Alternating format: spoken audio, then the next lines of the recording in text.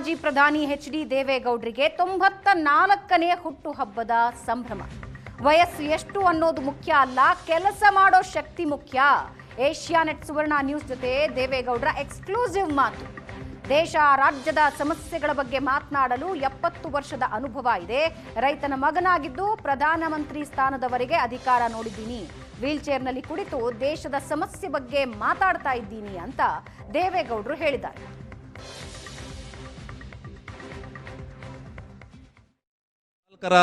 ಹುಟ್ಟುಹಬ್ಬವನ್ನು ಆಚರಿಸ್ಕೊಳ್ತಾ ಇದ್ದೀರಾ. ಈ ಸಂದರ್ಭದಲ್ಲಿ ಏನು ಅನ್ನಿಸ್ತಾ ಇದೆ? ಇನ್ನೂ ಕೂಡ ಸಕ್ರಿಯವಾಗಿ ರಾಜಕಾರಣದಲ್ಲಿದ್ದೀರಿ. ನಿಮ್ಮ ಸೇವೆಯನ್ನು ಜನ ಬಯಸ್ತಾ ಇದ್ದಾರೆ, ರಾಜ್ಯದ ಜನ, ದೇಶದ ಜನ ನಿಮ್ಮ ಸೇವೆಯನ್ನು ಸಾಕಷ್ಟು ಸ್ಮರಿಸ್ಕೊಳ್ತಾ ಇದ್ದಾರೆ ಸರ್. ಇವತ್ತು ಹುಟ್ಟುಹಬ್ಬದ ಸಂಭ್ರಮದಲ್ಲಿದ್ದೀರಿ, ಏನು ಹೇಳ್ತೀರಿ? ನನಗೆ ವಯಸ್ಸು ಎಷ್ಟಿದೆ ಅನ್ನೋದು ಮುಖ್ಯ ಇಲ್ಲ, ನನಗೆ ಕೆಲಸ ಮಾಡೋ ಶಕ್ತಿ ಇದೆಯಾ ಅನ್ನೋದು ಮುಖ್ಯ. ನನಗೆ ವೀಲ್ ಚೇರಲ್ಲೇ ಕೂತು ಈ ದೇಶದ ಸಮಸ್ಯೆ ಬಗ್ಗೆ, ಈ ರಾಜ್ಯದ ಸಮಸ್ಯೆ ಬಗ್ಗೆ ಮಾತನಾಡ್ತಕ್ಕಂಥದ್ದಕ್ಕೆ ಸುಮಾರು 70 ವರ್ಷದ ರಾಜಕೀಯದ ಅನುಭವ ಇದೆ. ನಾನು ಒಂದು ಸಾಮಾನ್ಯ ರೈತ ಕುಟುಂಬದಿಂದ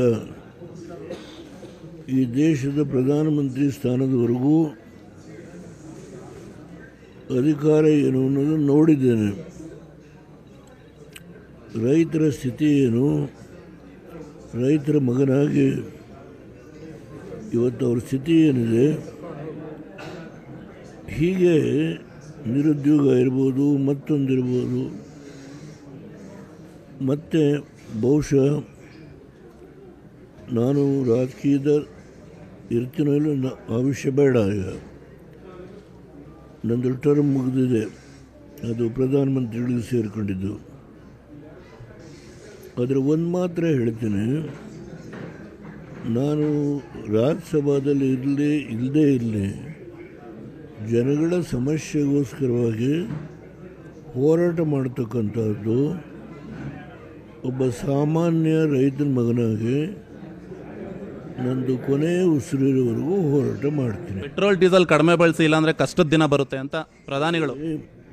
ಇವತ್ತು ಅಂತಾರಾಷ್ಟ್ರೀಯ ಮಟ್ಟದಲ್ಲಿ ನಡೀತಾ ಇರತಕ್ಕಂಥ ಸಮಸ್ಯೆಗಳೇನಿದೆ ಅದಕ್ಕೆ ಅನುಗುಣವಾಗಿ ಕೆಲವು ನಿರ್ಣಯಗಳನ್ನು ಮಾಡಬೇಕಾಗತ್ತೆ. ಯಾರೇ ಅಧಿಕಾರದಲ್ಲಿದ್ದರು ಅದು ಒಬ್ಬ ಮುಖ್ಯಮಂತ್ರಿ ಮಾಡೋ ಕೆಲಸ ಅಲ್ಲ. ದೇಶದ ಪ್ರಧಾನಮಂತ್ರಿ ಆಗಿರೋರಿಗೆ ವಿವಿಧ ರಾಷ್ಟ್ರಗಳಲ್ಲಿ ಇರ್ತಕ್ಕಂಥ ರಾಜಕೀಯ ಬೆಳವಣಿಗೆಗಳೇನಿದೆಯೋ ಅಲ್ಲಿ ಹಾಕ್ತಕ್ಕಂಥ ಟ್ಯಾಕ್ಸಸ್ಸು ಮತ್ತೊಂದು ಇವೆಲ್ಲ ಅದರ ಪರಿಣಾಮ, ಸತ್ಪರಿಣಾಮ, ದುಷ್ಪರಿಣಾಮ ಇದೆಲ್ಲ ನೋಡ್ಕೊಂಡು ತೀರ್ಮಾನ ಮಾಡಬೇಕಾಗತ್ತೆ. ಇಲ್ಲಿ ಮನಸ್ಸಿಗೆ ಬಂದಾಗ ಮಾತಾಡೋದಿಲ್ಲ, ಆಗಲ್ಲ, ಪ್ರಯೋಜನ ಆಗಲ್ಲ. ನಾಡಿದ್ದು ಹೇಳ್ತೀನಿ. ಇದಿಷ್ಟು ಕೂಡ ದೇವೇಗೌಡರ ಮಾತು. ಕ್ಯಾಮ್ರಾ ಪರ್ಸನ್ ಸತೀಶ್ ಜೊತೆ ಸುರೇಶ್, ಏಷ್ಯಾನೆಟ್ ಸುವರ್ಣ ನ್ಯೂಸ್, ಬೆಂಗಳೂರು. ನಮಗೆ ಜನ್ಮ ಕೊಟ್ಟ ತಂದೆ ಹುಟ್ಟುಹಬ್ಬ ನಮಗೆ ತುಂಬಾ ವಿಶೇಷವಾದ ದಿನ. 93 ವರ್ಷ ಪೂರೈಸಿದ್ದಾರೆ. ಜನಸಾಮಾನ್ಯರು, ಬಡವರ ಬಗ್ಗೆ ಕಾಳಜಿ ಇದೆ. ದೇವೇಗೌಡರು ಶತಾಯುಷಿಗಳಾಗಲಿ ಅಂತ ದೇವರ ಬಳಿ ಪ್ರಾರ್ಥಿಸ್ತೀನಿ. ಮತ್ತೆ ರಾಜ್ಯಸಭಾ ಸದಸ್ಯರಾಗುವ ಬಗ್ಗೆ ಮಾಧ್ಯಮಗಳ ಚರ್ಚೆ ನೋಡಿದ್ದೀನಿ. ರಾಜ್ಯಸಭೆಗೆ ಹೋಗ್ತಾರೋ ಇಲ್ವೋ, ಜನಪರ ಕೆಲಸ ಮಾಡ್ತಾರೆ ಅಂದಿದ್ದಾರೆ ಕುಮಾರಸ್ವಾಮಿ. ಕೇಳೋದು ನಮ್ಮ ತಂದೆ ತಾಯಿ ಇಬ್ಬರು ಆರೋಗ್ಯವಂತರಾಗಿ ಶತಾಯುಷಿಗಳಾಗಿ ಬದುಕಬೇಕು ಅಂತಕ್ಕಂಥದ್ದನ್ನೇ ನಾವು ದೇವರು ಪ್ರಾರ್ಥನೆ ಮಾಡೋದು. ಇಲ್ಲ, ನಾವು ಅದರ ಬಗ್ಗೆ ಚಿಂತನೆ ಮಾಡಿಲ್ಲ. ಯಾವುದು ಪತ್ರಿಕೆಗಳಲ್ಲಿ ಮಾಧ್ಯಮದಲ್ಲಿ ಬರ್ತಾ ಇರ್ತಕ್ಕಂಥ ಗಮನಿಸಿದ್ದೇನೆ.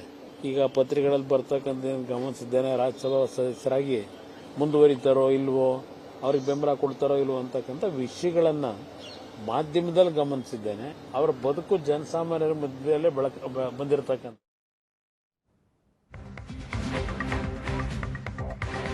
ದೇವೇಗೌಡರ ರಾಜ್ಯಸಭಾ ಅವಧಿ ಮುಗಿದ ಬಗ್ಗೆ ನಿಖಿಲ್ ಕುಮಾರಸ್ವಾಮಿ ಪ್ರತಿಕ್ರಿಯೆ ಕೊಟ್ಟಿದ್ದಾರೆ. ಇನ್ನೇನು ಕೆಲ ದಿನಗಳಲ್ಲಿ ನಾಮಿನೇಷನ್ ಇದೆ. ಎಚ್.ಡಿ.ಕೆ ಜೊತೆ ಮಾತಾಡಿದ್ದೀವಿ, ಬಿಜೆಪಿಗೆ ಒತ್ತಡ, ಷರತ್ತು ಹಾಕಿಲ್ಲ ಅಂತ ನಿಖಿಲ್ ಕುಮಾರಸ್ವಾಮಿ ಹೇಳಿದ್ದಾರೆ. ಕೆಲವು ದಿನಗಳಲ್ಲಿ ಒಂದಷ್ಟು ನಾಮಿನೇಷನ್ಸ್ ಪ್ರಕ್ರಿಯೆಗಳು ಕೂಡ ರಾಜ್ಯಸಭೆಗೆ ಆರಿಸ್ತಕ್ಕಂಥದ್ದಕ್ಕೆ ಅವಕಾಶಗಳಿದೆ. ಆದರೆ ಇಲ್ಲಿ ನಾನು ಹಿಂದೆನೂ ಕೂಡ ಹೇಳಿದ್ದೇನೆ, ಇವತ್ತು ಕೂಡ ಹೇಳ್ತಾ ಇದ್ದೇನೆ, ಅದು ಸನ್ಮಾನ್ಯ ಕುಮಾರಣ್ಣ ಅವರು ಕೂಡ ಅವ್ರದ್ದು ಕೂಡ ಮಾತಾಗಿದೆ ಅಂತಕ್ಕಂಥದ್ದು ಈ ಸಂದರ್ಭದಲ್ಲಿ ಅವ್ರ ಪರವಾಗಿಯೂ ಕೂಡ ಹೇಳಲಿಕ್ಕೆ ಬಯಸ್ತೇನೆ. ನಾವು ಯಾವತ್ತಿಗೂ ಕೂಡ ಭಾರತೀಯ ಜನತಾ ಪಾರ್ಟಿಯ ಜೊತೆಗೆ ಕಳೆದ ಲೋಕಸಭಾ ಚುನಾವಣೆಯಲ್ಲಿ ಅಲಯನ್ಸ್ನ ರಚನೆ ಮಾಡಿದಂಥ ಸಂದರ್ಭದಲ್ಲಿ ಯಾವುದೇ ಷರತ್ತುಬದ್ಧವಾದಂಥ ವಿಚಾರಗಳನ್ನ ಮುಂದಿಟ್ಟು ಅಲಯನ್ಸ್ನ ಮಾಡಿರ್ತಕ್ಕಂಥದ್ದಲ್ಲ. ಒಟ್ಟಾರೆಯಾಗಿ ಸನ್ಮಾನ್ಯ ದೇವೇಗೌಡರು ಸಾಹೇಬ್ರನ್ನ ದೇಶದ ಗೌರವಾನ್ವಿತ ಪ್ರಧಾನಮಂತ್ರಿಗಳು ಎಷ್ಟು ಗೌರವ ಕೊಟ್ಟು ಕಾಣ್ತಾರೆ ಅಂತಕ್ಕಂಥದ್ದನ್ನ ನಾವು ಅನೇಕ ಸಂದರ್ಭದಲ್ಲಿ ನೋಡಿದ್ದೇವೆ. ಎಲ್ಲವೂ ಇದರೊಂದಿಗೆ ಇವತ್ತಿನ ಪಾರ್ಟಿ ರೌಂಡ್ಸ್ ಮುಗಿಸ್ತಾ ಇದ್ದೀವಿ. ನೇರ ದಿಟ್ಟ ನಿರಂತರ ಸುದ್ದಿಗಾಗಿ ನೋಡ್ತಾ ಇರಿ ಏಷ್ಯಾನೆಟ್ ಸುವರ್ಣ ನ್ಯೂಸ್. ಈಗ ಒಂದು ಚಿಕ್ಕ ಬ್ರೇಕ್ ಇರುತ್ತೆ.